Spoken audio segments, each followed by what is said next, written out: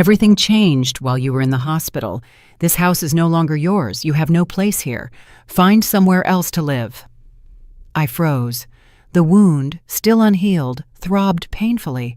I couldn't believe those words were coming from the mouth of my only son, the one I had dedicated my entire life to.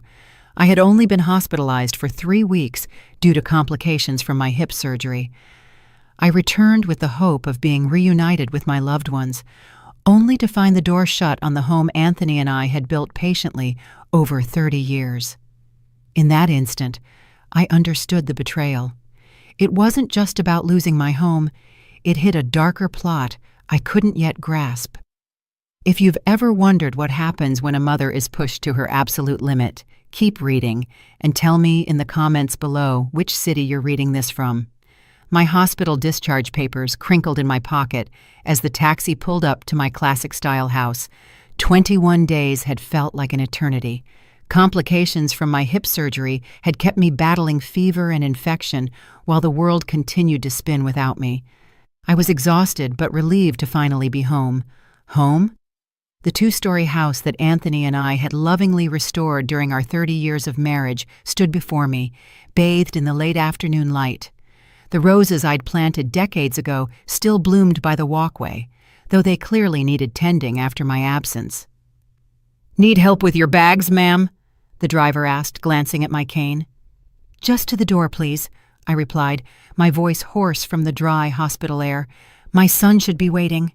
The front door opened before we reached it.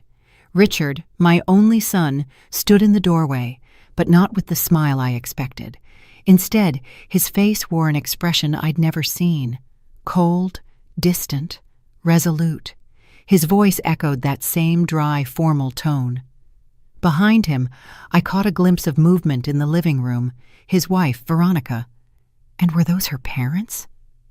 "Richard, what's going on?" I asked, stepping forward. He blocked the entrance, not moving aside. "You shouldn't have come. We were expecting you tomorrow." The taxi driver set my small suitcase beside me, sensing the tension. I paid him quickly, suddenly wishing he wouldn't leave. "There's no easy way to say this," Richard continued as the taxi pulled away. "Things changed while you were hospitalized. This house is no longer yours." A shiver ran through me that had nothing to do with my still recovering body. "What are you talking about?" "We made arrangements. Veronica's parents needed to move from Dallas, and this house has much more space than you need. The documents are already signed. You'll have to find somewhere else to live." My mind struggled to process his words. "Documents? I hadn't signed anything." "Richard, this is absurd. Let me into my house right now." I stepped forward again, leaning heavily on my cane. This time Veronica appeared beside him. Her blonde hair was perfectly styled, and she wore what I immediately recognized as my emerald earrings, Anthony's gift for our 25th anniversary. "Isabella," she said with that false sweetness I had learned to identify over the years, "we've already packed your personal belongings. They're in boxes in the garage. We can send them wherever you're staying." From behind them, Veronica's parents, Raymond and Claudia Sterling, emerged. Over the years, I'd barely seen them more than a few times.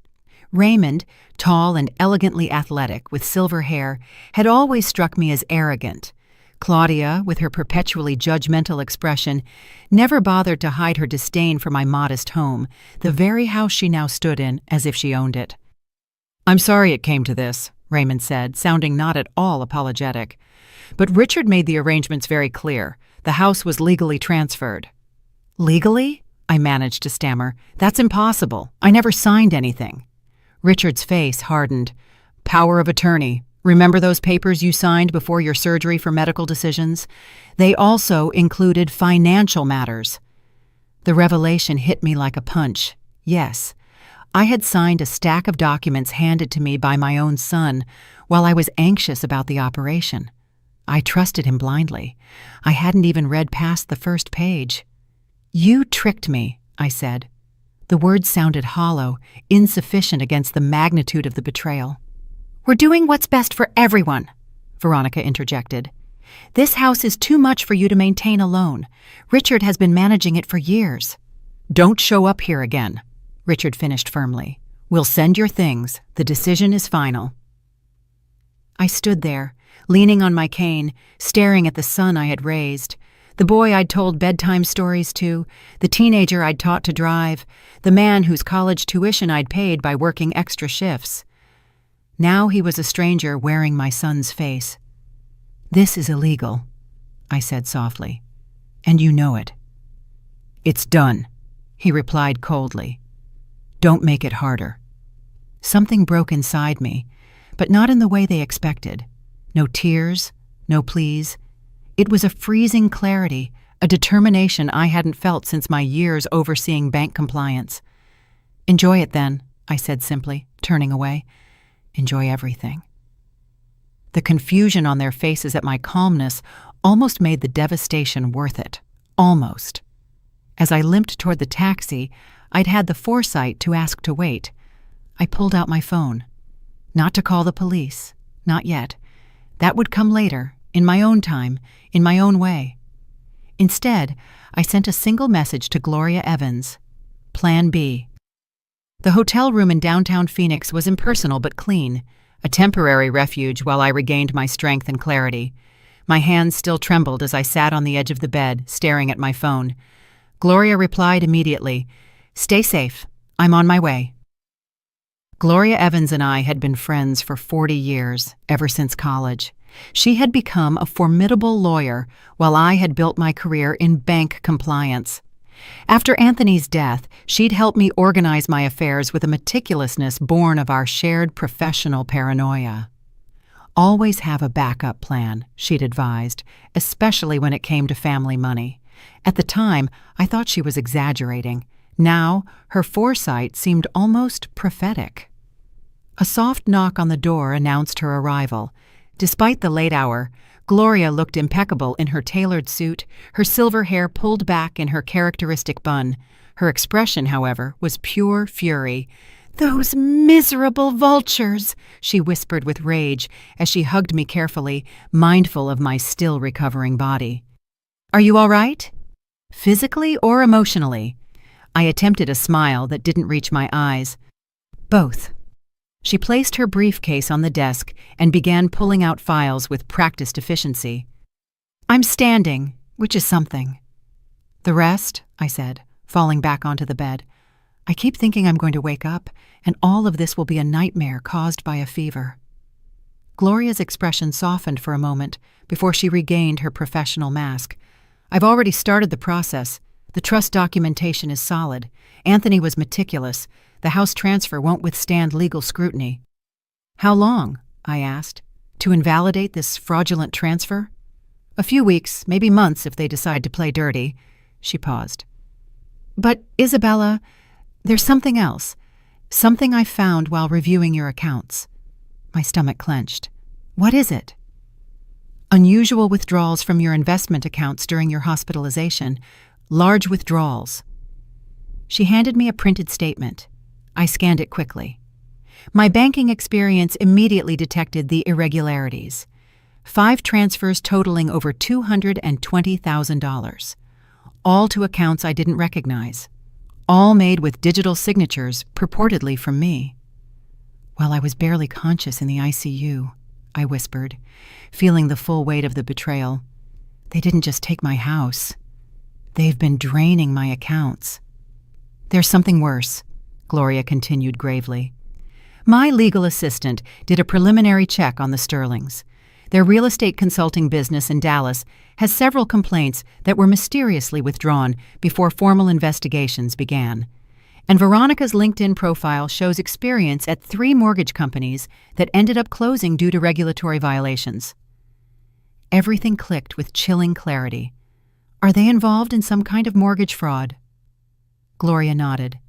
"And they've likely been planning it for months, waiting for the right moment. Your hospitalization gave them the perfect opportunity to accelerate their plans." My mind raced back to conversations from the past year. Veronica's growing interest in my finances, Richard's seemingly casual questions about my bank accounts and contacts. The foundation of this betrayal had been built long before my surgery. "Richard," I said, his name catching in my throat. "Do you think he knows what they're doing?" Gloria's silence was answer enough. "I taught him better than that," I murmured, barely audible. "His father taught him better too," Gloria replied, her tone soft but firm. "People change, Isabella, especially when money is involved. The question now is, what do you want to do about it?" I closed my eyes, feeling the weight of 67 years dedicated to building a career, a family, a home. When I opened them, something inside me had hardened. "Everything," I answered. "I want to do everything possible to reclaim what's mine and make them face the consequences. Everyone." "Even Richard?" Gloria's eyebrow barely arched. "No maternal protection clause," I said. "He made his choice." Saying it hurt, but it was true. "If he's involved in something illegal, he deserves what's coming." She nodded, satisfied with my determination. "Then we'll have to be smart, strategic. I have contacts in the FBI Financial Crimes Unit who would be very interested in what we've uncovered." "I have some contacts too," I replied, thinking of former colleagues. "But I don't want to move too quickly. They think I'm defeated, a helpless old woman who will quietly retreat. That perception gives us an advantage." "What are you thinking?" I reached into my bag and pulled out a small black notebook, my lifeline during my banking years. "First, we document everything. Every withdrawal, every forged document, every lie told. Then, we follow the money trail. If they're setting up a fraud, there will be patterns." Gloria smiled, that sharp, predatory smile I remembered from our youth. And then, I said, feeling a cold determination course through me, "we spring the trap when they least expect it." We began to outline the plan. My phone buzzed with a message from Richard. "Mom, we need the passwords to your investment accounts to transfer the remaining funds for your care. Send them as soon as possible."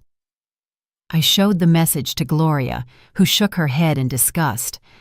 "What do I say?" I asked. "Nothing yet," she replied. "Let them wonder. Let them worry." I nodded, setting the phone aside. The old Isabella would have responded instantly, eager to calm the waters, to maintain peace at any cost. But that Isabella had been left behind at the door of the house they stole from me. This Isabella was playing the long game, holed up in a hotel room. I reconnected with my best friend and lawyer, Gloria, who revealed shocking news. Not only had they seized my house, but they were also draining my accounts while I was hospitalized. Upon discovering suspicious movements in the Sterling's business history, I had to confront the heartbreaking possibility that my own son was involved in something truly sinister. Still recovering physically, but firmer in my resolve, I made a key decision. Instead of confronting them immediately, I would let them believe they had won while I silently built the case that would be their undoing. "You have to see this," Gloria said, sliding her laptop across the hotel desk. 3 days had passed since my humiliating eviction. We had moved to a more comfortable, extended-stay suite, paying cash to leave no electronic traces. My physical strength was slowly returning, though the emotional wounds remained raw. The screen displayed property records from my neighborhood. I squinted, reviewing the document. "The third property from the bottom," Gloria indicated. My eyes widened in shock. The Miller family, 2 houses down, had sold their home 3 months ago.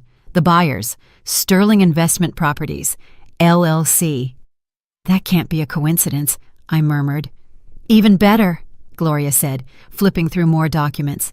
The Henderson family across the street had sold to the same company last month, and the retired couple on the corner already had their house under contract with that same buyer. "They're buying up the whole neighborhood," I whispered, watching the scheme take shape.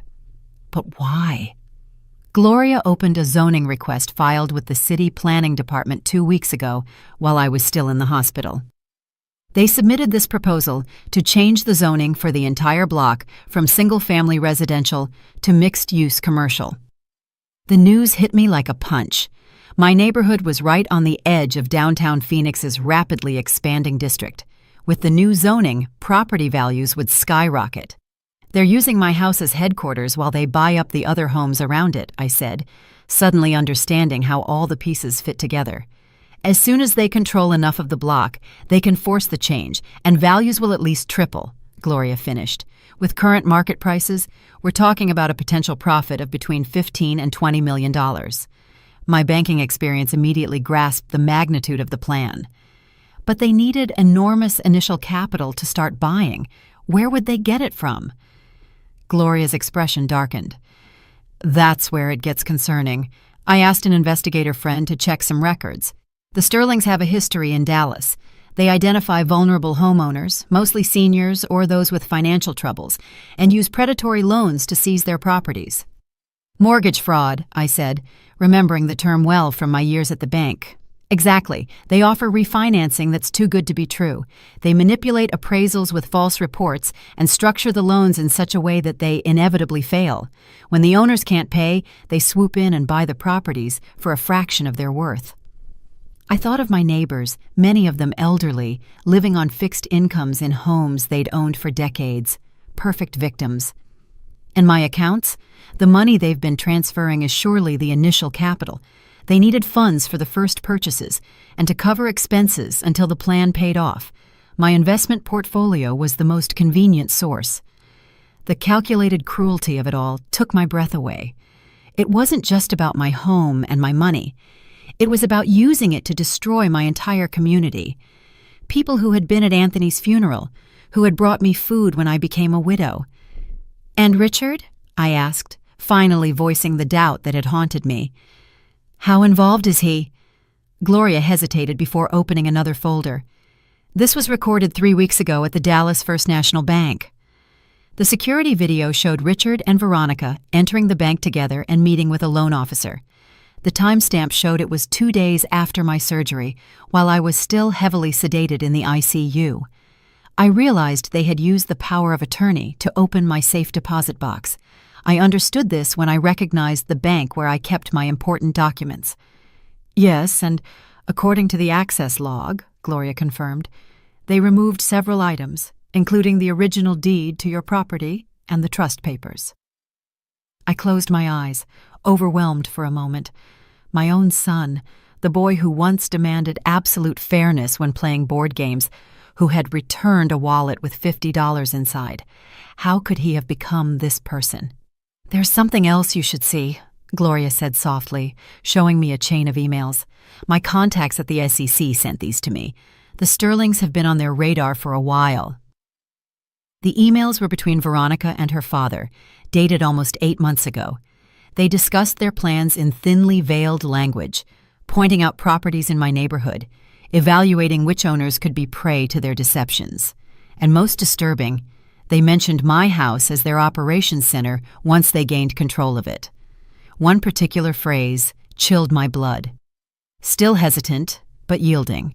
It says, "Mother, unlikely to fully recover from scheduled surgery, accelerated timeline." "Scheduled surgery," I repeated, almost a whisper. My hip replacement wasn't an emergency. It had been scheduled months in advance. "Isabella," Gloria's voice sounded like a warning, as if preparing me for a blow. "They were waiting for this." "They knew I would be vulnerable after surgery," I continued, the horrible truth dawning on me. "They were counting on it." "We don't know if Richard understood the full extent," Gloria started. "Enough!"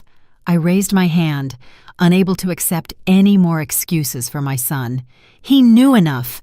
He knew they wanted my house, my money. He knew they were planning something while I was incapacitated." The pain of that certainty was sharper than any surgical blade. My own son had not only betrayed me, but he had done so with calculation and coldness. I stood, ignoring the protest from my recovering hip, and walked to the window. The Phoenix skyline gleamed under the sunset, indifferent to my human tragedy unfolding in its streets. "What do you want to do?" Gloria asked softly. I turned to her, my decision crystal clear. "I want justice," I replied simply. "Not just for myself, but for everyone. For those they've cheated or planned to cheat, and I want my house back." Gloria nodded, serious but firm. "Then we'll have to move cautiously. They think they've already won. That gives us the element of surprise. Good, I replied. A plan was already forming in my head because I was about to give them the surprise of their lives. As I reviewed the property records with Gloria, a disturbing pattern emerged. The Sterlings had been systematically buying homes throughout my neighborhood, preparing an ambitious rezoning plan worth millions. The betrayal hurt even more when I discovered evidence that Richard wasn't just an opportunist. He had known about the plans for months. He might even have calculated the takeover to coincide precisely with my surgery. With my community and my longtime neighbors endangered by their predatory scheme, my resolve hardened. It was no longer just about getting my house back. It was about stopping a sophisticated fraud operation before more vulnerable people fell victim. And I was precisely the person who knew how to do it. "Isabella, are you sure about this?" Gloria asked with concern, watching me apply makeup in the hotel bathroom mirror. "Your hip is still healing." "I spent 21 days in that hospital bed feeling helpless," I replied, applying lipstick with a steady hand. "I'm done with helplessness." A week had passed since my eviction. In that time, Gloria and I had meticulously reconstructed how the Sterlings' operation worked. Their business in Dallas had left a trail of financial victims, seniors who lost everything through predatory contracts and forged documents. Now they were replicating the same scheme in Phoenix, using my house as their base. "The timing has to be perfect," I reminded her, giving myself a final look in the mirror. My elegant gray pantsuit and discreet jewelry projected exactly the image I wanted. Not a defeated old woman, but a banking professional with decades of experience. "The agents are quiet," Gloria confirmed. "They're ready. They'll only act when we give the signal." After discovering the magnitude of the scam, we had taken our evidence to the FBI Financial Crimes Unit. The agents had been building a case against the Sterlings for months, but they lacked the internal access we could now offer. We struck a deal. They would postpone immediate arrests to let us gather more solid evidence, and in return, I would have priority in recovering my assets. "Remember, we need documented proof that they're using my identity and my financial information." I recited the key points of our strategy. Bank access, forged signatures, explicit recognition of the plan. Without those documents, they could claim I voluntarily surrendered everything. Gloria nodded as she checked her watch. "Veronica's weekly salon appointment starts in 30 minutes. She'll be out for at least 2 hours. Raymond and Claudia are at a real estate viewing across town, and Richard, according to his calendar, won't be back from work until 5 o'clock. Perfect. My son's predictable routine, which I once found endearing, was now my strategic advantage. I took a deep breath to steady myself. "Let's go." The taxi dropped me 2 blocks from my house. I walked slowly, using the cane more as a facade of fragility than for actual support. The neighborhood looked the same as always, with well-tended gardens, old homes, and the grand oak on the corner where Richard had built a treehouse. Yet everything felt different to me, stained by the certainty of what was secretly happening. As I approached the house, I noticed subtle changes. The roses I'd cared for so many years were gone, replaced by generic plants. The porch furniture Anthony and I had restored was no longer there. The transformation had begun, erasing the traces of our family. I didn't go to the front door. I preferred to circle around to the side entrance, the one leading to the kitchen, which in my haste to get to the hospital, I had forgotten to lock. For years, it had been our secret. Richard, as a teenager, used it to sneak in after curfew, thinking I didn't know. The key turned easily in the lock. I entered silently, just catching the sound of unfamiliar voices coming from my study. Following the sound, I stopped in front of the half-open door. "The closing with the Miller family is scheduled for Friday," a masculine voice said, which I recognized as Raymond Sterling's. "Once that's done, we'll control 40% of the block." "And the Henderson property?" another unfamiliar voice asked, likely a partner. "That's already resolved. We used Mrs. Hayes's banking credentials to secure the financing, clean as a whistle." My hand gripped my cane tightly. They were using my name and my banking reputation to orchestrate their frauds. Exactly what we needed to prove. I activated the recorder on my phone before pushing the door open. The scene froze like a painting. Raymond Sterling, seated behind Anthony's antique desk, his partner standing by the window, all staring at me with naked astonishment. "Hello, Raymond," I said calmly, discussing business in my study. "Isabella!" He reacted immediately, standing up. "This is unexpected. How did you get in?" "Through the door," I replied directly. "The same door to the house that still belongs to me. Legally." His partner, a nervous man in his 30s, looked at us uneasily. "Do you want me to come back later, Mr. Sterling?" "No need," I answered before Raymond could open his mouth. "I just came to pick up some personal papers I need." Raymond's expression hardened. "This property is no longer yours. Richard was very clear about that." "Yes, he was," I nodded, walking toward the filing cabinet in the corner. "Very clear about his intentions. Just as clear as you are, using my banking credentials for your financing operations." Color drained from Raymond's face. "I don't know what you're talking about, do I?" I opened the cabinet drawer and pulled out a folder. "The Henderson property. Using my data to secure funds. I just heard you discussing it." The partner began backing toward the exit. "Mr. Sterling, I think I'd better go." "Isabella is confused," Raymond said brusquely. "Her recent hospitalization affected her mental state. Didn't it, Isabella?" I smiled coldly as I closed the drawer. "My mind is perfectly clear enough to understand what you, Claudia, and Veronica are plotting. Clear enough to wonder if my son truly understands the legal consequences of the fraud he's facilitating." Raymond's face changed, the mask of concern dissolving to reveal pure, calculated menace. "You have no proof of anything. And even if you did, no one would believe you over your own son. Now get out before I call the police and have you removed for trespassing." I nodded as if evaluating his words. "You're right about one thing, Raymond. Proof is essential." I raised my phone, clearly displaying the recording app. "That's why I made sure to get it." His eyes widened with fury, erasing any surprise. "Give me that phone!" "I don't think so." I backed toward the door, my heart pounding, though I outwardly appeared calm. "I have what I came for. Enjoy the house while you can." As I turned to leave, Raymond lunged, gripping my arm with bruising force. "You're not leaving with that recording." I hadn't anticipated a physical confrontation. A sharp pain shot through my still-recovering hip as I struggled to stay upright. "Let go of me!" I demanded, raising my voice intentionally. "Give me the phone first," he growled, trying to snatch it with his other hand. At that instant, the front door burst open. "FBI! Hands where we can see them!" Agents Rips and Callahan stormed in, weapons drawn. Raymond froze, then slowly released my arm, raising his hands. Our contingency plan, activated by the panic button app on my phone, had worked perfectly. "Isabella Hayes?" Agent Rips approached as her partner secured Raymond. "Are you all right?" "Yes," I replied, leaning against the doorframe. "And I think I have something you'll find very interesting." Taking a calculated risk, I had returned to my house, taking advantage of Veronica's absence and entering through a forgotten side door to surprise Raymond Sterling in the middle of discussing his frauds.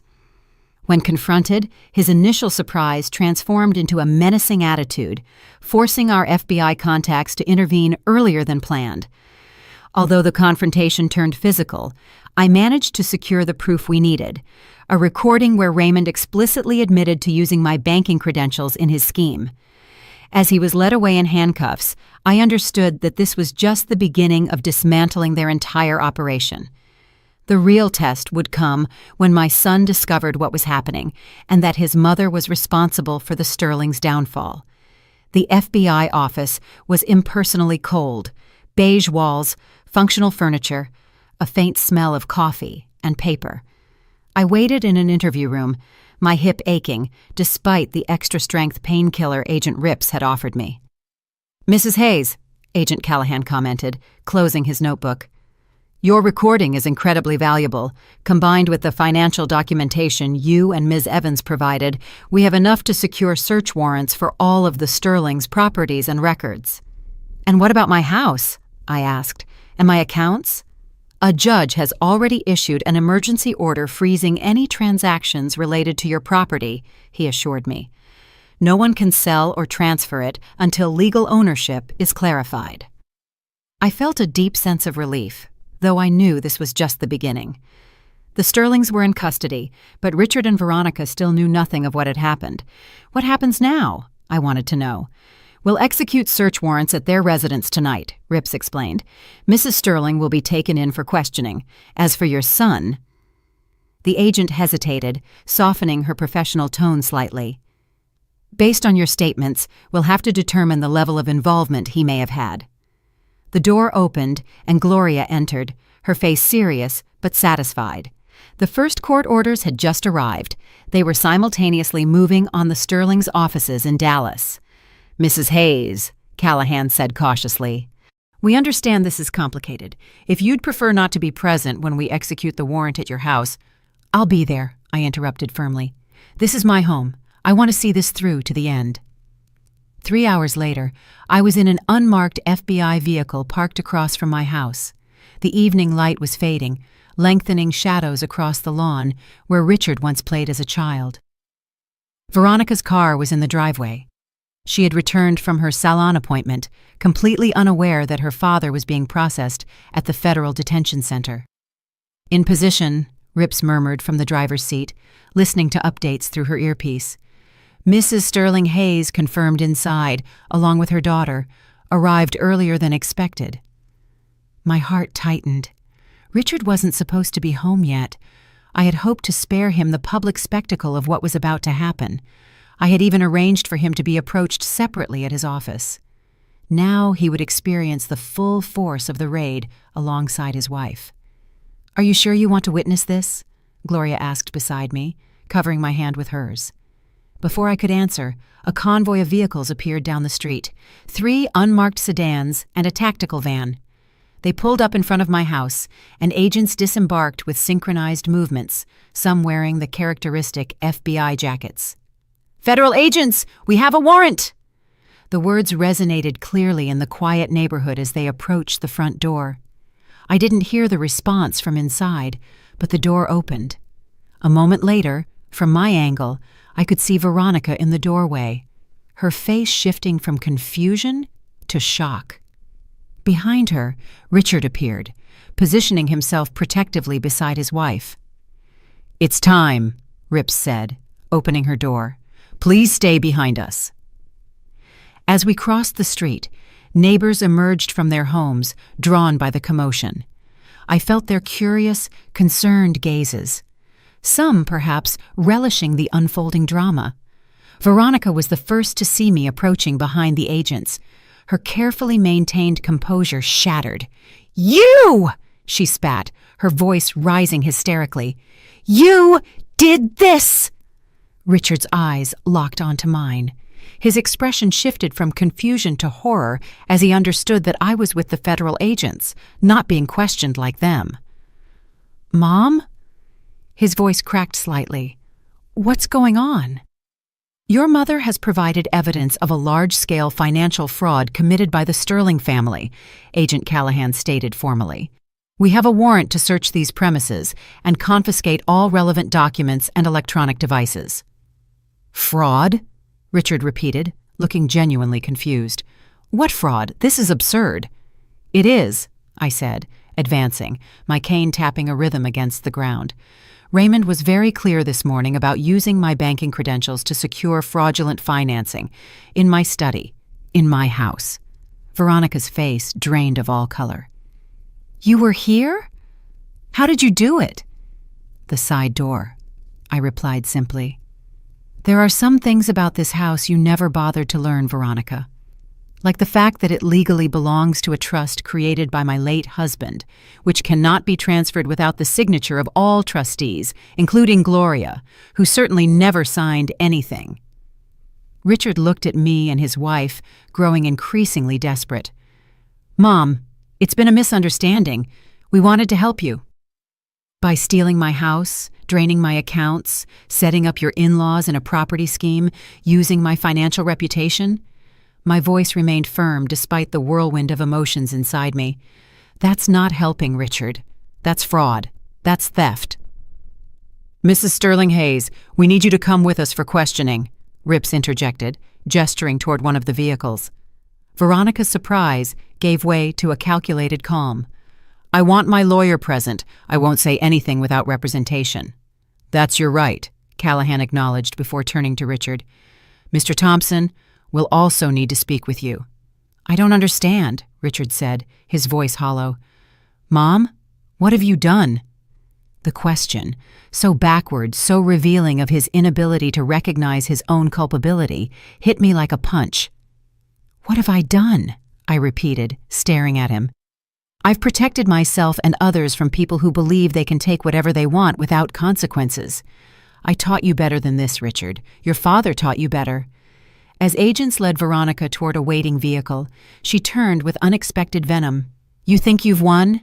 You have no idea what will happen when my father's lawyers get involved. Your father is already in custody, I interrupted calmly, and your mother too. The FBI is currently searching your offices in Dallas. It's over, Veronica. Her face twisted with fury as agents firmly guided her into the car. Richard remained on the porch, watching in disbelief as other agents entered our house, carrying equipment to collect evidence. Mom, he murmured as I turned to follow Gloria back to our vehicle. I didn't know everything they were planning. You have to believe me. I paused, observing the face of the son I had raised, searching for truth in his eyes. Perhaps you didn't know everything, I conceded. But you knew enough, Richard, and still, you chose them instead of me. As I walked away, I heard his broken voice behind me. Where am I supposed to go now? I didn't look back. That question echoed the very one I had faced when he threw me out of my own home. The symmetry was not lost on me. But unlike my son, I found no satisfaction in his anguish, only a profound sadness for what we had both lost. Some betrayals, I was learning, leave wounds too deep for simple forgiveness. As FBI agents searched my house, arrested Veronica, and questioned Richard, I watched from across the street, torn between vindication and pain. The confusion on my son's face when he realized I had orchestrated his downfall soon transformed into desperate denial, claiming ignorance of the plan. Veronica's mask of composure finally broke, revealing the calculating criminal she had always been. While another part of me recoiled at Richard's pleading question, where am I supposed to go now? I recognized the poetic justice. He was experiencing exactly what he had put me through. Some lessons come at a terrible cost, but as I walked away from the house I would soon reclaim, I knew this confrontation was only the first step on a longer path toward justice, and perhaps, one day, healing. You should eat something, Isabella. Gloria pushed a container of soup toward me on the hotel desk we'd converted into a makeshift office. 3 days had passed since the FBI operation. 3 days of statements, evidence review, and legal hearings, leaving me almost no space to process everything that had happened. I'm not hungry, I replied, reviewing the latest packet of documents Gloria had brought from her office. You haven't been hungry in days, she insisted. Your body is still recovering. You need strength. I sighed, knowing she was right. The physical toll and tension had caught up with me. Reluctantly, I opened the container and tried a spoonful of the chicken soup. Better, Gloria nodded, satisfied. Now we should discuss tomorrow's meeting. The meeting she referred to would be my first face-to-face encounter with Richard since the operation. He had requested it through his lawyer, a young public defender named Marcus Reed, who had contacted Gloria the day before. He says he didn't understand the extent of the Sterling's operation, Gloria continued in a neutral tone. He claims Veronica kept him in the dark about almost everything, and that the power of attorney he tricked you into signing allowed him to transfer funds from your accounts. I couldn't help the bitterness that crept into my voice. He was in the dark about those two as well. Gloria's expression softened. I'm not defending him, Isabella. I'm just relaying what his lawyer said. I set my spoon down on the plate, no longer wanting to eat. What else did this Reed say? Richard wants to cooperate fully with the investigation. He's offered to give detailed testimony about Veronica and her parents in exchange for his situation being considered in his own process. He's betraying them. The idea shouldn't have surprised me, and yet it did. The Richard I knew had always been fiercely loyal. Survival instinct, Gloria suggested. The evidence against the Sterlings is overwhelming. He's making the most convenient legal decision. And what does he want from me? I asked, though I already suspected. Officially nothing. The meeting is supposedly just for him to give you his version of events. Gloria's skeptical tone made it clear she didn't believe that was the whole truth. Unofficially, my impression is that he hopes you'll speak to the prosecutors on his behalf. A mother's plea for leniency could carry a lot of weight. I closed my eyes, exhausted to my core. The thought of facing Richard, of listening to his justifications and excuses, squeezed my chest with pain. You don't have to meet him, Gloria reminded me softly. At this point, you owe him nothing. I know, I said. But I need answers, Gloria. I need to understand how my son could become someone capable of doing this. The interview room in the Federal Building was cold and stark, a metal table, uncomfortable chairs, and a large mirror that undoubtedly concealed an observation room. I sat with Gloria beside me, my hands clasped on the table to hide their slight tremor. When the door opened, I barely recognized the man who entered. Richard, my son, always self-assured and well-groomed, looked disheveled. His usual suit had been replaced by wrinkled khaki pants and a simple shirt. The shadow of stubble on his face revealed he hadn't shaved in days. "Mom," he said as he took a seat across from me. His lawyer, a serious young man with wire-rimmed glasses, sat beside him. "Richard," I greeted, trying to keep my voice steady. A tense silence stretched between us. Neither of us knew how to begin this impossible conversation. "Mrs. Hayes," Marcus Reed finally spoke, "my client requested this meeting to clarify certain aspects of the situation that he believes have been misunderstood." "I'm listening," I replied, my gaze fixed on Richard, not his lawyer. Richard cleared his throat. "First, I want you to know I never wanted things to go this far. When Veronica and I talked about her parents moving to Phoenix, it was meant to be temporary, just until they found their own place." "And the power of attorney?" I interrupted him. "The one you tricked me into signing before my surgery?" He lowered his gaze in shame. "That was Veronica's idea. She said it was just a precaution in case decisions needed to be made while you recovered." "Yet you used it to transfer my house and empty my accounts," I accused. He hesitated, glancing at his lawyer, who barely nodded. "That was all Veronica and Raymond. They said they were moving some funds to safer investments for your retirement. I didn't know they were actually stealing." I watched his face, searching for the truth in his eyes. There was desperation, no doubt. Fear. But was it genuine remorse or just regret at being caught? "The house," I insisted. "You yourself told me I couldn't come back. You stood at the door of the home your father and I built and told me it was no longer mine." His eyes fixed on the table. "Veronica convinced me it was for the best. She told me the house was too much for you, that you'd be happier in a senior living community." He swallowed hard. "I thought we were helping you," he added, referring to kicking me out with only the clothes on my back and leaving my personal belongings in boxes in the garage. The calm I had maintained began to crack. "That's not helping, Richard. That's cruelty." "I know," he murmured. "Now I know." "What did they have against you?" I blurted out. It was the question that had tormented me for days. Veronica and her parents. What power did they have over you that you would betray your own mother like this? Richard suddenly lifted his head, surprised. His lawyer shifted uncomfortably. "Mrs. Hayes," Marcus Reed interjected, "we should focus on—" "No," Richard interrupted. "She deserves to know." He took a deep breath.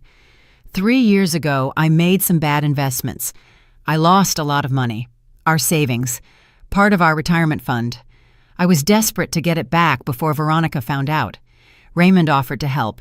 He said he had secure investment opportunities. He lent you money? I guessed. Richard nodded, his expression dejected. At first, yes. Then it became more complicated. I signed papers. I got involved in their businesses without really understanding what they were about. By the time I realized what was happening, I was already caught up in several of their frauds. They had leverage over you, Gloria observed. They had me in their hands, Richard corrected bitterly. Veronica made it clear that if I didn't cooperate with their plans, her father would make sure I took all the blame. I tried to process this new information, attempting to reconcile it with the son I thought I knew. And my house, my accounts? A test of loyalty, he admitted, shrugging his shoulders in shame, to show I was committed to the operation. Veronica said that once the neighborhood land was rezoned, we'd make enough money so I could comfortably place you somewhere else. Did you actually believe that? I couldn't hide the disbelief in my voice. I wanted to believe it, he replied softly. It was easier than accepting what I was really doing. The brutal sincerity of those words hit me for the first time since this nightmare began. I glimpsed the son I remembered, the boy who, when caught lying, would eventually admit the truth, no matter how much it hurt. Richard, I said carefully, what exactly are you asking of me today? For the first time, he held my gaze. Nothing, Mom. I don't deserve your help or your forgiveness. His voice cracked slightly. I needed you to know that I never meant to hurt you. I was weak and I was scared. I made terrible decisions. Whatever happens now, I'll accept it. The simplicity and dignity of his answer, so different from the desperate excuses I had imagined, disarmed me. Before I could respond, a knock on the door interrupted us. Agent Rips entered, nodding apologetically. Sorry to interrupt, but we have an urgent matter, Mrs. Hayes. Could you step out for a moment? In a cold, aseptic federal building interview room, I finally faced my son, seeking answers to the betrayal that tore our family apart. Instead of the excuses I expected, Richard revealed a more complex truth. He had become entangled with the Sterling's business years ago out of economic desperation, becoming their pawn through blackmail and manipulation. Although his explanation didn't justify what he had done, admitting that the transfer of the house was a test of loyalty designed by Veronica offered me the first glimpse of the son I thought I knew. Just as that painful revelation began to change my understanding of things, Agent Rips burst in with urgent news, hinting at a new turn in an increasingly tangled case. Despite everything, I found myself wondering if perhaps there was a way forward amidst this devastation. Not back to what was, but towards something different, built on painful truth, not comfortable illusions. Agent Rips led me to a small conference room down the hall. Gloria followed closely, her normally steady demeanor somewhat altered, which immediately put me on alert. What's happened? I asked as the door closed behind us. We've been executing new search warrants tied to the Sterling's files, Rips explained, placing a folder on the table. A team in Dallas found something you need to see. She opened the folder and pulled out several photographs, carefully arranging them in front of me. I leaned in, observing the overwhelming images with growing bewilderment. They showed a private hospital room, medical equipment, and a patient in a bed. I don't understand, I said, looking up. What does this have to do with... The words caught in my throat as I focused on the last photo. The patient was me, unconscious, connected to monitors in the ICU during my recent hospitalization. These were found in a hidden safe in Raymond Sterling's Dallas office, Rips explained quietly. Next to them, she placed another set of documents on the table. My medical records, doctor's notes, medication orders, and my own clinical charts, which should have been under strict protection at Phoenix General Hospital. How did they get these? Gloria asked, her lawyer's instinct immediately grasping the implications. That's what concerns us, Rips replied. "The timestamps on these photos don't match regular visiting hours, and these documents contain information that family members wouldn't normally have access to." A shiver ran through me as I understood what she was implying. Someone inside the hospital was collaborating with them. Rips nodded grimly. "We've identified a nurse who accessed your records on several occasions when neither Richard nor Veronica were present. Phone records show multiple calls between this person and Raymond Sterling." "But why?" I asked, trying to understand why they would monitor me so closely. Gloria's face had turned pale as she examined the documents. "Isabella, look at these medication notes." I followed her finger to a note on one of the charts, a dosage adjustment in my post-surgical pain management. The original prescription had been crossed out and replaced with a higher dose, written in different handwriting. "Your recovery took longer than expected," Rips explained carefully. "The infection that kept you hospitalized for 21 days instead of the usual 5 to 7. We're investigating if it might have been deliberately caused." The implication hit me like a physical blow. "Are you saying they tried to—" I couldn't finish the sentence. "We're not making any accusations yet," Rips clarified immediately. "But we are investigating the possibility that someone may have deliberately attempted to prolong your hospitalization to give the Sterlings more time to execute their plans." I gripped the edge of the table, suddenly dizzy. The idea that someone had manipulated my medical treatment, risking my life, was almost impossible to comprehend. "Does Richard know about this?" I managed to ask. "Not yet," she replied. "We wanted to inform you first, due to the very personal nature of this discovery." Gloria placed her hand over mine, her expression grave. "Isabella, if someone intentionally altered your care, this case escalates significantly. We're no longer just talking about fraud and elder abuse, but possibly attempted—" "I know," I interrupted, unable to hear those words spoken aloud. The possibility was too monstrous to confront directly. "There's something else," Rips continued with visible discomfort. "We found a life insurance policy in your name, taken out 6 months ago. The beneficiary is listed as Richard Thompson." I felt the room tilt. "Richard knew," I whispered, the last fragments of hope for my son crumbling. He had to know. "Not necessarily," Rips warned. "The application bears his signature, but we've already identified several forged documents in this case. We need to investigate further before drawing conclusions." I closed my eyes, trying to resist this new wave of betrayal. If Richard was aware of these maneuvers, if he had been complicit in a threat against my life, then everything he told me in the interview room was a lie. That image of my true son, which I thought I had seen, was nothing more than another manipulation.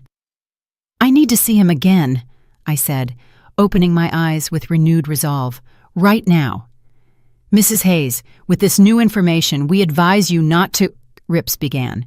"I need to see his face when he hears this," I insisted. "That's how I'll know if he knew." After 21 years as a compliance officer and a lifetime as a mother, I had developed an almost supernatural ability to detect lies. I had to look Richard in the eyes when this bomb dropped. Rips hesitated, then nodded. "We were going to question him about these findings anyway. If you insist on being present, we can arrange it." When we returned to the room, Richard and his lawyer were speaking in hushed tones. His lawyer leaned forward, immediately on alert. "Agent Rips, my client has cooperated fully. If you're implying he participated in any kind of—" "I'm not implying anything yet," Rips interrupted. "I'm asking for an explanation of these documents." "I can't explain it, because I had nothing to do with it." Richard's voice rose in panic. "Veronica handled all our insurance matters. She said we were updating our policies. I signed whatever she put in front of me." The raw fear in his eyes, not just fear of consequences, but true horror at what had been done, revealed more than any words. My son had been weak, naive, and morally fragile, but I didn't believe he had consciously participated in a plan that could have endangered my life. "Do you realize what this means, Richard?" I asked quietly. Your wife and her parents might have been planning something far worse than just stealing my house." He covered his face with his hands, his shoulders beginning to tremble. "Oh God," he whispered, "what have I done? What have I allowed to happen?" Seeing my son confront the magnitude of his wife's betrayal, I felt an unexpected wave of compassion. Richard had made terrible decisions. He had betrayed me in ways that seemed unforgivable. But he was also a victim of the Sterling's manipulation, another piece in a game far darker than he himself understood. "I need to amend my statement," he suddenly said, looking up with new determination. "I need to tell you everything I know about Veronica and her parents. Everything." A devastating revelation shattered what little remained of my world. There was evidence suggesting the Sterlings deliberately complicated my medical recovery, possibly even endangering my life. Most shocking of all was the discovery of a life insurance policy on me, with Richard as the beneficiary. When confronted with this evidence, my son's genuine horror and shock told me what I desperately needed to know. Although he had betrayed me terribly, he was not implicated in this monstrous aspect of the plan. While Richard faced the true nature of his wife's actions, his determination to reveal everything hinted that even darker secrets remained to be uncovered. Despite my persistent anger, I found myself thinking that perhaps, amidst this nightmare, the first fragile seeds of redemption might be born. Not forgiveness yet, but perhaps understanding. 17 properties. Agent Callahan spread a map across the conference room table, all acquired through the same fraudulent methods, all channeled through shell companies linked to the Sterlings. 2 weeks had passed since the explosive revelations about my medical records. I had been moved to a safe apartment provided by the FBI. Only Gloria and the agents directly assigned to the case knew my whereabouts. The investigation had grown impressively, uncovering a criminal network far wider than initially thought. "And the nurse?" I asked, the question that had haunted me since I learned someone might have deliberately complicated my recovery. "Miranda Jenkins," Rips replied, pushing a personnel file toward me. "She worked in post-surgical care for 3 years. We've confirmed she received several payments from a Sterling shell company, totaling over $25,000 in the last 6 months. She has admitted to manipulating my medication." I needed to know the whole truth, however painful. Callahan and Rips exchanged glances. "She's cooperating," Callahan said cautiously. "According to her statement, she was ordered to prolong your recovery period by adjusting certain medications and introducing a mild bacterial contamination during IV changes." My stomach churned at the coldness of that clinical explanation, which in reality meant calculated harm. "She could have killed me." "She claims she calibrated the contamination to cause prolonged hospitalization without risking your life," Rips added, her tone loaded with repulsion, as if that would soften what she had done. "And Veronica? She orchestrated all this?" The question almost sounded rhetorical. I already knew the answer. "Raymond Sterling made the initial contact with Jenkins," Callahan confirmed. "But evidence indicates Veronica designed the details. Text messages recovered from her phone include precise questions about your treatment schedule, medication regimen, and anticipated discharge dates." I closed my eyes for a moment, still trying to assimilate the calculated cruelty of it all. My own daughter-in-law had deliberately prolonged my suffering to buy time for their scheme. "And what about Richard's involvement?" Gloria asked, voicing what I couldn't. "We found no evidence that he knew about the medical manipulation," Rips said. "His cooperation has been extensive, and we believe it's genuine. The prosecution considers his testimony crucial to sustaining the case against the Sterlings." At least a small relief. My son had betrayed me, but he hadn't conspired to physically harm me. The difference was significant, though it didn't erase the pain of his actions. "Is there anything else I should see?" Callahan asked, sliding another folder toward me. This was recovered from Veronica's private email. Inside was a series of messages between Veronica and her parents, dating back almost 2 years. They had meticulously designed a plan to seize my assets, starting by isolating me from family and friends, then gradually appropriating my financial affairs and finally relocating me to a long-term care facility once they had everything under legal control. That coldness made my hands tremble as I read. They had targeted me long before my hip surgery was necessary, seeing my physical decline as an opportunity to exploit. My hospitalization only accelerated their timeline. And this, Callahan continued, is perhaps the most disturbing. He placed before me a printed advertisement for a luxury retirement community in Arizona. It was accompanied by an email from Veronica to her parents. Perfect location for Isabella once everything is finalized, isolated, minimal supervision, and the memory unit admits patients without too much medical documentation. Once she's there, we'll have absolute control over all visits and communications. They planned to institutionalize, effectively imprison, me in a place far from anyone who knew me, where I would be easily forgotten while they enjoyed their stolen gains. There will be additional charges based on this evidence, Rips explained. Elder abuse, conspiracy, and possibly attempted homicide, depending on how the prosecutor interprets the medical manipulation. I nodded, too overwhelmed to speak immediately. The magnitude of what they had planned, the calculated destruction not only of my financial security, but also my freedom and dignity, was almost impossible to assimilate. "When can I go home?" I finally asked, the question that had haunted me for weeks. "The forensic team finished at your residence yesterday," Callahan replied. "Technically, you could return now, although we recommend waiting until we confirm there are no security risks." "I want to go today," I responded firmly. "I need to be back in my own space." Gloria squeezed my hand supportively. "I'll stay with you for the first few days. We can install additional security if needed." Rips nodded. "We can arrange it, but there's another matter to address." She hesitated for a moment. "Richard has requested another meeting with you. He'll be transferred to a minimum security prison pending trial, and he's asked to see you before that." My first instinct was to refuse. The wound of his betrayal was still raw, and I wasn't sure I had the emotional strength for another confrontation. Yet something within me, perhaps the mother who remembered the boy he once was, couldn't refuse that request. "Tomorrow morning, if that's agreeable," Rips replied when I asked directly. "After that, his visits will be very limited until legal proceedings conclude." I nodded slowly. "I'll see him then." That same afternoon, I stood on my porch with the key in my hand, hesitating before putting it in the lock. The facade looked the same, but I knew that inside, strangers had invaded my space. They had planned my downfall in a place that should have meant safety. "Take your time," Gloria said softly beside me. "This is going to be difficult."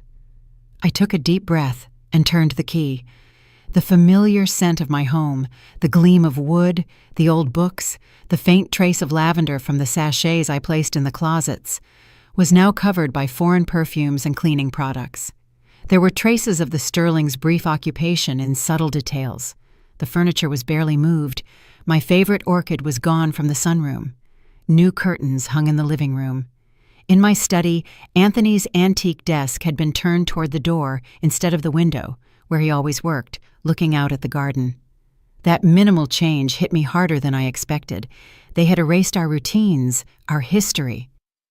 "We can put everything back the way it was," Gloria assured me, seeing my face. "Make it yours again."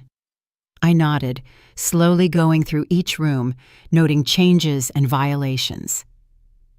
In the master bedroom, my clothes were gone from the closet, replaced by Veronica's expensive suits. My simple jewelry box had been emptied.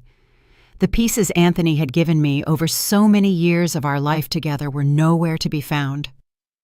"The FBI recovered most of your jewelry from the Sterling safe deposit box," Rips had told me earlier. "They'll return them once they finish processing them as evidence." It was small comfort, knowing that strangers had touched those intimate memories of my marriage, judging only their monetary, not sentimental value.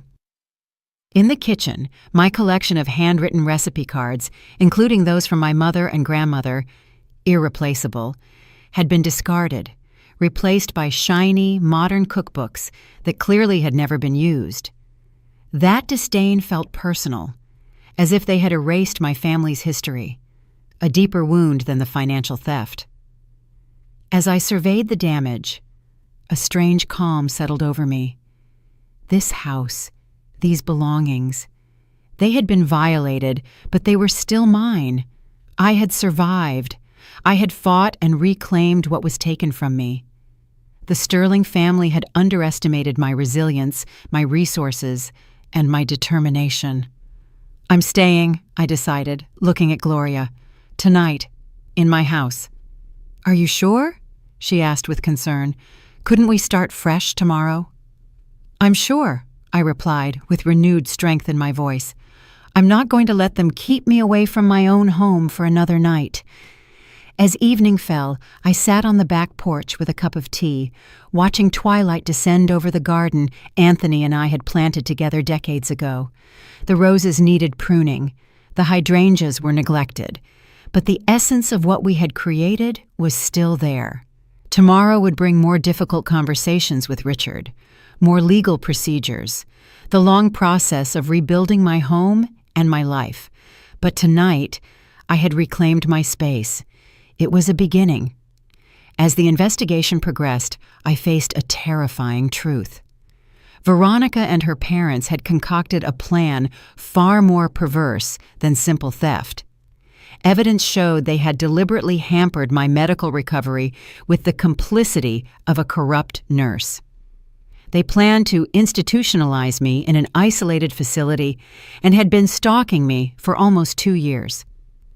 Although Richard seemed oblivious to the darkest aspects of the conspiracy, the calculated cruelty of what they had prepared for me was too monstrous to assimilate. Standing in my violated home, seeing how they erased traces of my married life, I understood that a long road lay ahead, not only to recover my property, but also my sense of security. Tomorrow I would have another confrontation with my son before he was transferred to a facility awaiting trial, a conversation I feared but could not avoid if I wanted to understand how our family had fallen apart so completely. The visitation room at the detention center was brighter than I imagined, with fluorescent lights reflecting off pale yellow walls in a failed attempt to lend cheer. Richard sat at a small table, dressed in a standard-issue uniform that hung loosely on him. He had lost weight since his arrest, his face drawn, eyes hollow from sleepless nights. "Thank you for coming," he said when I sat across from him. This time, no lawyer was present. "It was your decision," they told me. "You wanted to see me?"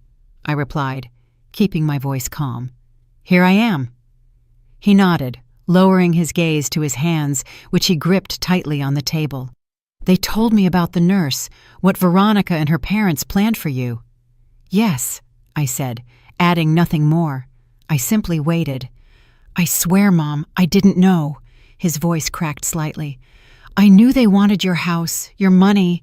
That was bad enough, unforgivable, but I never imagined they would." He fell silent, unable to articulate the full horror of what they had plotted. "I believe you," I said simply, and he snapped his head up, surprised. "You believe me about that specific part?" "Yes.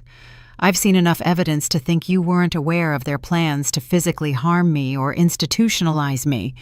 I spoke in a measured, objective tone. "But you did know about their plans to take everything that was mine. You willingly participated in that theft." He flinched, but didn't deny it. "Yes. Why, Richard?" The question that had haunted me for weeks finally emerged. "You grew up with every advantage. Your father and I taught you integrity, respect for others. What happened to that boy?" Richard remained silent for a long time, as if gathering courage for what he had to confess. "I've asked myself the same question every night in my cell," he finally replied. "The easy answer is that I was weak. I was afraid of losing Veronica if I didn't do what she wanted. I was afraid of the financial consequences if her father exposed my involvement in earlier deceptions. And the difficult answer?" I pressed. "The difficult answer," he said, looking directly into my eyes, is that at some point I started to believe I deserved more than I had earned, that it was justified to cheat if that's how I got what I wanted. His voice was barely a whisper. I became someone I don't recognize, someone Dad would have been ashamed of. The mention of Anthony, who had been so proud of our son, who dreamed of the man he would become, pierced my chest with a sharp pain. Your father would be disappointed, I admitted, without a doubt. And I am too. But I think what would disappoint him most wouldn't be that you made mistakes, but that you betrayed your own principles to cover them up. Richard nodded, accepting that truth without excuses. The prosecutors have offered a plea deal, 5 years, reduced to 3 with good behavior, in exchange for my full testimony against Veronica and her parents. Are you going to accept it? Yes, he replied without hesitation. It's more clemency than I deserve. We fell silent for a moment, the weight of the consequences hanging between us. My son would spend years in prison. The life he had known had vanished forever. The bright future Anthony and I had imagined for him had been reduced to this sterile visitation room lit by unforgiving fluorescent lights. I found something in the house yesterday, I said, changing the subject, at the bottom of your father's desk drawer. I reached into my purse and pulled out a worn envelope. It's a letter he wrote to you before he died. He asked me to give it to you when I thought you needed it most. I think that time is now. Richard's hand trembled slightly as he took the envelope, turning it over to see his name in Anthony's unmistakable handwriting. I didn't know this existed, he whispered.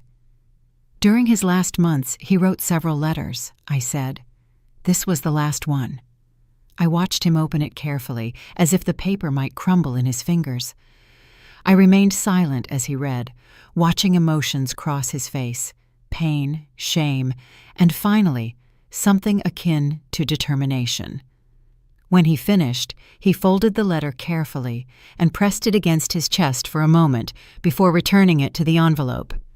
"Thank you for bringing this," he said, his voice firmer.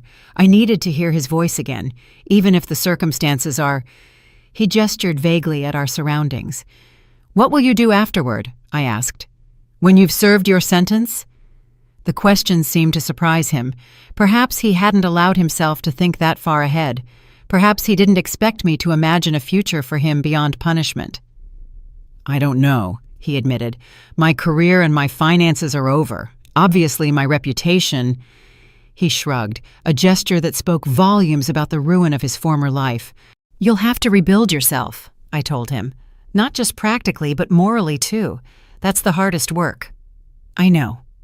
He hesitated for a moment, then asked the question that weighed most heavily within him. "Will you ever be able to forgive me, Mom?" I thought carefully before answering, unwilling to offer easy phrases or false promises.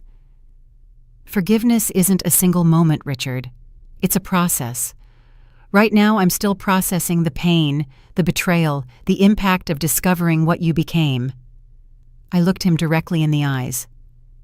I don't know if complete forgiveness is possible, but I do know one thing. You are still my son. That biological fact doesn't change. How our relationship will be from now on will depend on the decisions you make from this moment forward. He nodded, accepting that partial answer with unexpected calm. It's fair. More than fair. Our time was almost up. A guard approached, ready to escort him back to his cell. As we stood to say goodbye, he asked one more thing. "The house. Will you stay there? After everything that happened?" "Yes," I replied firmly. "It's my home. I won't let what they did force me to flee the life your father and I built." "Good," he murmured softly. "Dad would have wanted that." As I watched him walk away, shoulders held high despite everything, I felt an unexpected sense of closure. It wasn't healing. That would take much longer. But it was the beginning of understanding.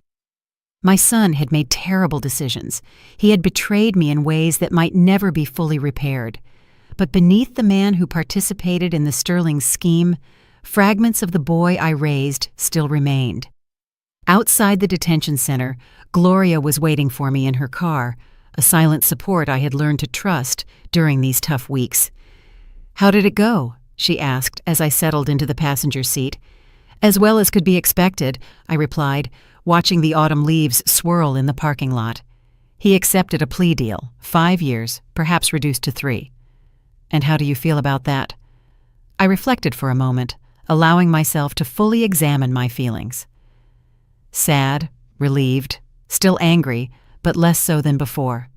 Most things are clear to me now about what happened and where we're going. Gloria nodded, understanding without needing further explanation. As we drove back to my true home, reclaimed and in the process of restoration, I thought about everything I had experienced in recent months, from the blow of betrayal to the fight for justice, from the horror of discovering what they had planned against me to reaching this moment of fragile resolution. The road ahead was still complicated. Legal proceedings against Veronica and her parents would drag on for months. Fully securing my assets and rebuilding my life would take time. My relationship with my son, if it could be salvaged, would require years of constant effort. But for the first time since waking from surgery and discovering my world had shattered, I felt genuine hope for the future. Not because the path would be easy, but because I had found a strength within myself I never imagined I possessed. As we turned onto my street, the setting sun bathed the facade of my house in a golden light that seemed to promise new beginnings amidst so many endings. In the cold, harsh light of the detention center visitation room, I finally heard the truth from my son's lips. His confession of moral failure, of having strayed from the values his father and I had instilled in him. Although I saw him genuinely horrified by the physical harm Veronica and her parents had planned against me, he took full responsibility for stealing my assets, facing a plea deal that would send him to prison for years. I gave him his father's last gift, a letter Anthony wrote before he died, saved for the moment Richard needed it most. His question about forgiveness had no easy answer. All I could offer was the truth about the long and uncertain road ahead for both of us. Leaving the detention center, I felt an unexpected clarity. It wasn't healing yet, but it was the first step toward the new reality awaiting us both. With my house being restored and justice underway, I found myself looking forward instead of being anchored in the past, recognizing a strength I never knew I possessed. "That's the last one," Gloria said, placing a family portrait on the newly installed shelf in my living room. 6 months had passed since my encounter with Richard at the detention center. 6 months of patiently rebuilding my home, my finances, and my sense of security. "It looks just like it should," I commented, surveying the living room. The furniture had returned to its place. The curtains were replaced with styles I liked, and the subtle traces of the Sterling's brief stay had been meticulously removed. "Better than right," Gloria countered, pointing to the new security system panel by the door. "It's safer now than ever." She was right. Everything I had been through had led to practical improvements: reinforced locks, a comprehensive security system, new protocols for my financial accounts. The fragility that allowed the Sterlings to infiltrate my life had been identified and fortified against future threats. "The roses are blooming again too," I added, looking out the window at my garden, where spring shoots were beginning to emerge. I had spent hours replanting and tending the flower beds abandoned during the Sterling's occupation, finding in it unexpected therapy and a reconnection with the earth. Gloria smiled, catching the metaphor in my words. If they're coming back with proper care and time, recovery is possible. The past few months had brought significant progress. Veronica and her parents faced an avalanche of federal charges: fraud, conspiracy, elder abuse, with attempted homicide for the medical manipulation. The evidence against them, reinforced by Richard's detailed testimony, was overwhelming. To avoid a trial with lengthy sentences, they accepted plea bargains: 20 years for Raymond, 15 for Claudia, 18 for Veronica. The magnitude of their criminal network proved to be even larger than initially thought, with victims identified in 3 states. The nurse who had altered my medication received 8 years. her sentence reduced to 5 in exchange for testifying about other vulnerable patients the Sterlings had targeted. The investigation uncovered 2 previous cases of elderly homeowners who died under suspicious circumstances after becoming involved with Sterling investment properties, now opened as possible homicides. My neighborhood was spared from the predatory rezoning plan. With the Sterling's operation exposed, the properties they had acquired were being returned to their rightful owners or their heirs. The community united, creating a support network for seniors to protect them from similar future scams. "Have you decided about the visit?" Gloria asked, pulling me from my thoughts as she served 2 glasses of iced tea. The visit she referred to was Richard's latest request. Now, after 3 months serving time in a minimum security facility, he had asked if I would consider seeing him again. His letters, sent weekly since his incarceration began, had always respected my boundaries, assuming no forgiveness, but consistently showing his remorse and describing his attempts at rehabilitation. "I think I'll go," I said, surprised by the certainty in my voice. "Not next week. I have the Garden Club fundraiser, but perhaps the week after." Gloria nodded, her expression carefully neutral. "You seem calmer about the idea than a month ago." "I dreamed of Anthony last night," I explained, and that memory brought me unexpected solace. We were on the porch swing, talking just like old times. He told me something that stuck with me. Healing doesn't mean erasing the wound. It means finding purpose in the scar. "That sounds like Anthony," Gloria commented with a soft smile. "He always found wisdom in difficult times." "I woke up thinking about Richard," I continued, "and how some wounds never fully close, but perhaps they can still lead to something meaningful. Not returning to what was, but moving forward to something new." The doorbell interrupted our conversation. On the screen of my new tablet, connected to the security camera, I saw a delivery person holding a large floral arrangement. "Expecting flowers?" Gloria asked as she headed to the door. "No," I replied, suddenly feeling an old wariness. Distrust didn't disappear easily, despite the current security measures. Gloria checked the delivery person's credentials before accepting the bouquet. A beautiful arrangement of lilies and irises, my favorites. The card simply read, "Thinking of you on your birthday, your neighbor, Eleanor Jameson." I smiled, touched by the gesture. Eleanor Jameson had moved into the house across the street 3 months ago. A retired literature professor with quick wit and similar tastes, we had slowly forged a friendship, sharing gardening tips and reading recommendations. She had lost her husband around the same time I lost Anthony, which immediately created a bond of understanding between us. "What a lovely gesture," Gloria commented, admiring the arrangement. "You're building a very solid community here." She was right. After the Sterling scandal, I had made a conscious decision to strengthen my connections instead of retreating into isolation. The neighborhood book club I had founded already met monthly in my living room. The senior community center, where I volunteered twice a week, had become a place of valuable friendships.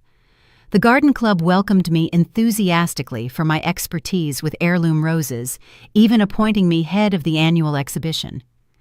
These authentic, freely chosen bonds had become my greatest defense against any future vulnerability. "I've been thinking about the foundation," I said as we settled onto the patio swing with our cups of tea. "The Anthony Miller Medical Research Foundation," I clarified, referring to the organization my husband had created before his passing to fund studies on the rare heart condition that ended his life. "What about it?" Gloria asked. "I want to expand its mission," I explained. "Add a division focused on elder protection, legal support, fraud prevention, education, and victim services." Gloria's eyes lit up with interest. "Using your experience to help others in similar situations." "Exactly. The Sterlings had dozens of victims before they targeted me. Most didn't have my resources or the knowledge to defend themselves. I want to change that reality for others." "That's a wonderful idea," Gloria said warmly. "Anthony would be proud." "I think so too," I replied, looking out at the neighborhood where I had managed to rebuild my sense of home and security, finding purpose in the scar, as he used to say. As afternoon slipped into evening, we remained in comfortable silence, watching neighbors return from work and children playing in nearby yards, the pulse of the community beating around us. The trauma of what I had lived through would never entirely disappear. There would always be moments of intense alertness, echoes of betrayal that would suddenly surface. But those scars no longer defined my daily existence. They had become a source of wisdom, deeper empathy, and renewed purpose. Later, when Gloria left, I sat at Anthony's desk, now correctly placed in front of the garden window, and began to outline the structure of the foundation's new division. As I worked, I felt that everything made sense, as if a cycle was closing. The Sterlings had chosen me because they saw a fragile, easily exploited elderly widow. The foundation would transform that painful experience into protection for many others. Tomorrow would bring new challenges: a meeting with the foundation board, preparations for my future visit to Richard, the restoration of the garden that had been neglected during my absence. But for the first time in many months, I looked forward to these challenges with true enthusiasm, not just determination. My phone rang, interrupting my work. It was Eleanor, the neighbor from across the street, calling to make sure the flowers had arrived well and to invite me to a chamber music concert next weekend.